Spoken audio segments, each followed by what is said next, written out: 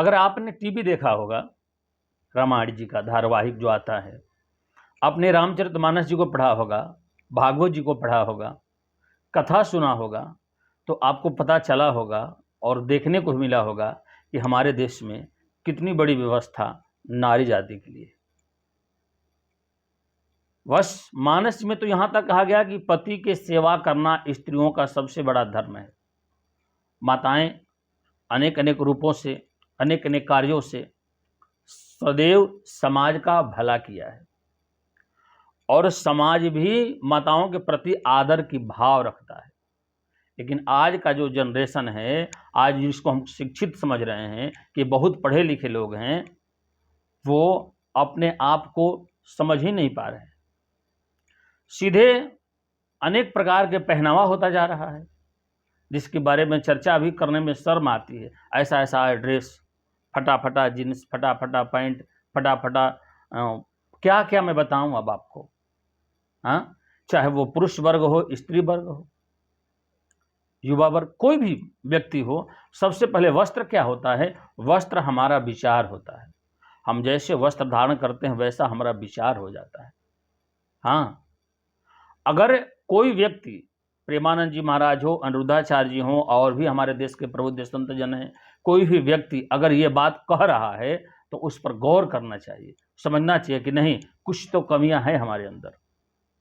कुछ तो लोग हमारे देश को बर्बाद करने के चक्कर में लगे हैं। कुछ लोग हमारे वैदिक सनातन धर्म को मिटाना चाहते हैं।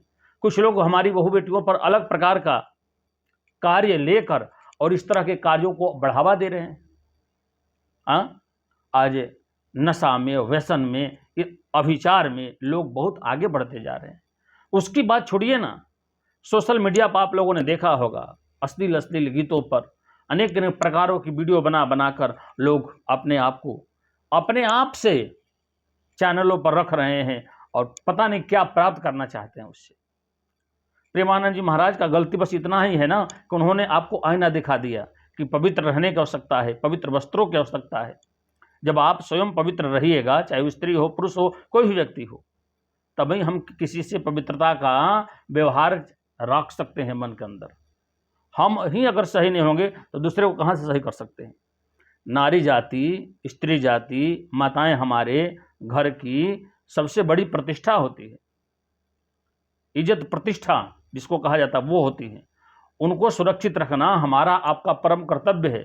तो संत महापुरुष ने यही तो कहा है कि आपको अपने चरित्र को सुंदर रखना है और अपने वस्त्रों को सही से रखना है। गलत अभिचार में नहीं पड़ना है, नशा में नहीं जाना है, लोगों के दिखावे में नहीं जाना है, मॉडल लोग जैसा कार्य कर रहे वैसा नहीं करना है, फिल्म इंडस्ट्री वाले लोग जैसा कर रहे हैं वैसा नहीं करना है।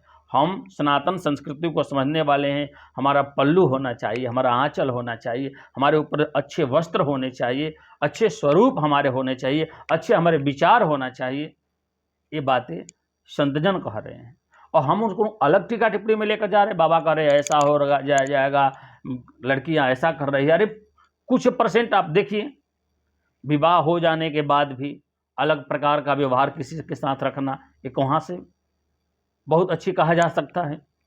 शादी विवाह आपके माता पिता कुल वंश परंपरा के अनुसार जहाँ भी किए हैं वो आपके लिए वो परमेश्वर हैं। अरे हम तो उस भारत के रहने वाले हैं जहाँ अपने पति की सेवा करके माताएं को पंचकन्याओं में और सतियों में स्थान दिया गया। माँ पार्वती हो, अनसुईया हो, सती सावित्री हो, सती सुलोचना हो, आपने देखा है, सुना है। हाँ, भाई आप वो समय कुछ पहले का था।